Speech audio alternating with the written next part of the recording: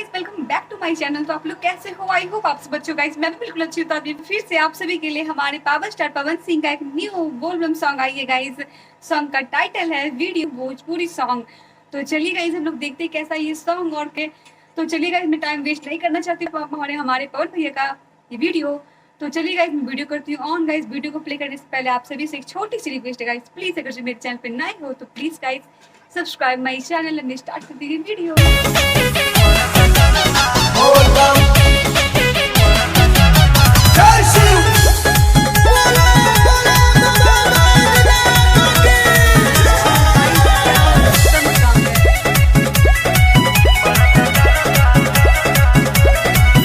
शिव जी के जही से पा गोहिल पार बहुती हमरो के मिल जाई भोल जस पाती। इसका उपाय मैं बताता हूँ, सुनो।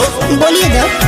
शिव जस खाए वाला भांग सुरती जरदा मिले हत जवन लड़की भूखे ले कुंवारी में सोमारी मरदा करदा मिले हत जाई के शिवाला बाप करे जल ढारी मरदा करदा मिले।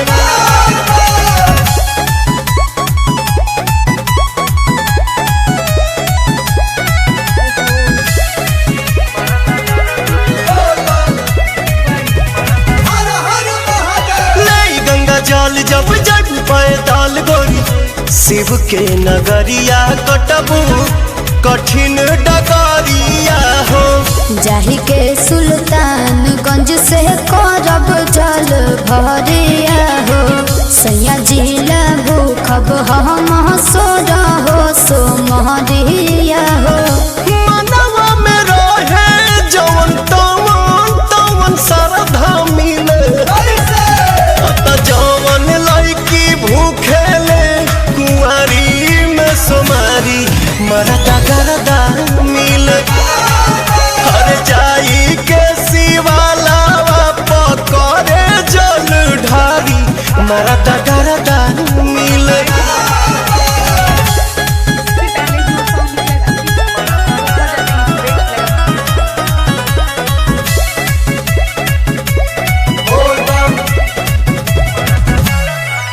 चलो जोड़ा दोनों हाथ खुश हुई है भोलेनाथ गोरी दुनिया ऊपर दी है बिकिले खबर दी है नाही गवार नाही कमनो राजकुमार चाही हमारा के दुल्हा पवन पावर सटार चाही। सुप्रियांशु जस अगुवान बेदर्दा मिले तो जवन लड़की भूखे ले कुंवारी में सोमारी मरदा करदा मिले हर जाई के शिवाला पकड़े जल ढारी मरदा करदा मिले।